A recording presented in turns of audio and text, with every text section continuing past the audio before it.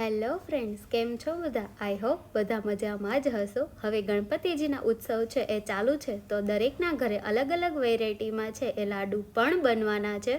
તો એમાંની જ એક રેસીપી એટલે ગણપતિજીના મોદક, જેમાં તમે ઇન્સ્ટન્ટલી બનાવીને તૈયાર કરી શકો છો. એક પણ દાણો ખાંડની પણ જરૂર નહીં પડે કે ગેસ ચાલુ કરવાની પણ નહીં જરૂર પડે. ડાયરેક્ટ તમારા લાડુ બની અને તૈયાર થઈ જશે અને બજાર કરતાં ઓછા ખર્ચે અને સ્વાદમાં પણ સરસ. જય શ્રી કૃષ્ણ, જય મુરલીધર બધાને. હું છું પ્રિયા અને પ્રિયાસ કુકિંગમાં તમારા બધાનું હાર્દિક સ્વાગત છે. તો આપણે લાડુ કેવી રીતે બનાવવા, ચલો આગળ મુજબ રેસીપી જોઈ લઈએ. તો વિડીયોને બિલકુલ પણ સ્કીપ કર્યા વગર અંત સુધી જોવો.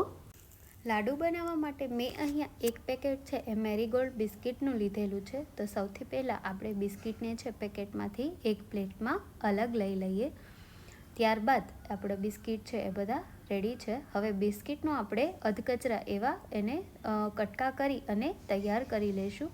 એટલે આપણે બિસ્કિટમાંથી આ રીતે 4 જેટલા કટકા કરી અને બિસ્કિટ તૈયાર કરી લઈએ. ત્યારબાદ આપણે એ બિસ્કિટને એક મિક્સર જારમાં ટ્રાન્સફર કરી અને એનો ભૂકો તૈયાર કરી લઈશું. એટલે આપણા બિસ્કિટનો ભૂકો જે છે એ પણ થઈ અને તૈયાર થઈ જશે. આ રીતે એકદમ ઝીણો અને સરસ આપણો બિસ્કિટનો ભૂકો છે એ પણ તૈયાર છે. હવે એને એક વાસણમાં લઈ લઈએ અને બાકી રહેલા બિસ્કિટને પણ આ જ રીતે ભૂકો કરી તૈયાર કરી લઈએ. ત્યારબાદ કલર માટે મેં અહીંયા ગ્રીન કલર લીધેલો છે અને એમાં ખાલી અડધી ચમચી જેટલું પાણી લીધેલું છે. એટલે આપણો ફૂડ કલર ગ્રીન કલર બનીને પણ તૈયાર છે. તમે કોઈ પણ કલર લઈ શકો છો. મેં અહીંયા કન્ડેન્સ મિલ્ક લીધેલું છે. તો સૌથી પહેલાં આપણા તૈયાર કરેલા બિસ્કિટના ભૂકામાં 1/4 કપ જેટલું ટોપરાનું એકદમ ઝીણું છીણ લીધેલું છે. ત્યારબાદ આપણે એમાં થોડું કન્ડેન્સ મિલ્ક છે એ ઉમેરી દઈએ અને હવે એને સરખી રીતે છે એ આપણે મિક્સ કરી દઈએ. ત્યારબાદ આપણો તૈયાર કરેલો જે ફૂડ કલર છે એને પણ આપણે ઉમેરી દઈએ. તે ઉમેરાઈ જાય એટલે એને આપણે સરખી રીતે હાથની મદદ વડે મિક્સ કરી લઈશું. ત્યારબાદ મેં અહીંયા એક વાટકો દૂધ ઠંડુ લીધેલું છે, પરંતુ આપણે જરૂર મુજબ દૂધનો ઉપયોગ કરવાનો છે. તો જરૂરિયાત મુજબ આપણે દૂધ ઉમેરતા જઈએ અને આપણે એનું ડો છે એ બનાવી અને તૈયાર કરી લઈએ. તો મેં અહીંયા જરૂરિયાત મુજબ દૂધ ઉમેરતા જઈ અને એકદમ થોડુંક નરમ એવું આ રીતે બનાવી અને તૈયાર કરેલું છે. આપણું અડધો વાટકો દૂધ વધ્યું છે. ત્યારબાદ આપણે એમાં 1 ચમચી ગાયનું ઘી ઉમેરી દઈએ. એટલે આ આપણું ડો છે એ તૈયાર છે. ત્યારબાદ બીજું વ્હાઇટ કલર માટે મેં અહીંયા 1/4 કપના 2 કપ છે એ ટોપરાનું છીણ એકદમ ઝીણો ભૂકો લીધેલો છે અને 1 ચમચી છે એ જ માપનો કન્ડેન્સ મિલ્ક લીધેલું છે. ત્યારબાદ એ બંનેને પણ મિક્સ કરી લઈએ. પરંતુ મને અહીંયા વ્હાઇટ મિશ્રણ થોડું ઓછું લાગે છે એટલે હું એમાં ફરી 1 ટેબલ સ્પૂન જેટલું છે એમાં ટોપરાનું છીણ ઉમેરી દઈએ અને એને મિક્સ કરી અને એનું પણ આપણે બનાવેલું ડો તૈયાર કરી લઈએ. તો એ પણ તૈયાર છે. ત્યારબાદ તમે જે માપ સાઇઝમાં અથવા તમે જે શેપમાં લાડુ બનાવવા ઈચ્છતા હોય એ શેપમાં સૌથી પહેલાં ફરતે બાજુ તમારું ગ્રીન કલરનું બનાવેલું ડો બંને બાજુ લગાવી લઈએ અને ત્યારબાદ વચ્ચે છે એ ટોપરાવાળું વ્હાઇટ કલરનું એમાં વચ્ચે રાખી અને આવી રીતે આપણે લાડુ બનાવી અને તૈયાર કરી લઈશું. એટલે મશીનમાં આપણે એકદમ એને પ્રેસ કરવાનું છે, જેથી આપણો લાડુ છે એ સરસ બને, વિખાય નહીં. એટલે આ રીતે આપણા સરસ મજાના લાડુ છે એ બની જશે.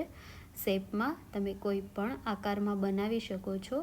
એટલે આ રીતે ત્યારબાદ તમે સીધું ફરતે લગાવી અને વચ્ચે સીધું ઉમેરી દઈએ. એટલે આ રીતે એક સરખા વચ્ચે વ્હાઇટ મિશ્રણ નીકળશે એ રીતે બનીને તૈયાર થશે.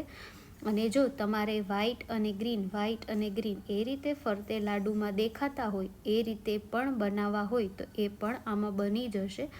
તો સૌથી પહેલાં એમાં કેવી રીતે વચ્ચે પહેલાં ગ્રીન વ્હાઇટ એ રીતે મિશ્રણ ઉમેરી અને ત્યારબાદ મશીન છે એ પેક કરી અને દબાવી અને બનાવશો તો એ લાડુ છે એ 2 કલરમાં દેખાતા વ્હાઇટ ગ્રીન એ પ્રમાણે બનીને થશે. તો તમારે જે પ્રમાણે લડ્ડુ બનાવવા હોય એ રીતે આ ડોમાંથી લાડુ બનાવી અને તૈયાર કરી શકો છો.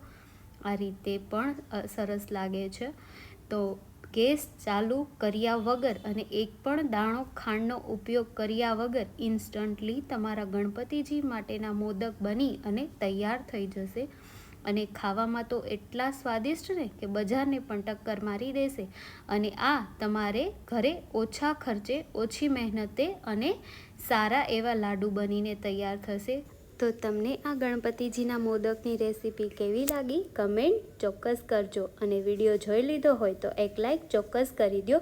અને જો તમે મારા વિડીયો પર પહેલી વાર હોય તો લાઈક અને સબસ્ક્રાઈબ કરવાનું ભૂલતા નહીં. અને વધુને વધુ તમારા ફ્રેન્ડ્સ અને ફેમિલી મેમ્બરમાં પણ વિડીયો શેર કરો, જેથી એ પણ નવી રેસીપીથી પરિચિત બને. અને હા, જો તમે મારા વિડીયો પર પહેલી વાર હોય તો બેલ આઇકન દબાવવાનું ભૂલતા નહીં, જેથી દરેક નોટિફિકેશન તમને તુરંત મળતી રહે. Thank you for watching.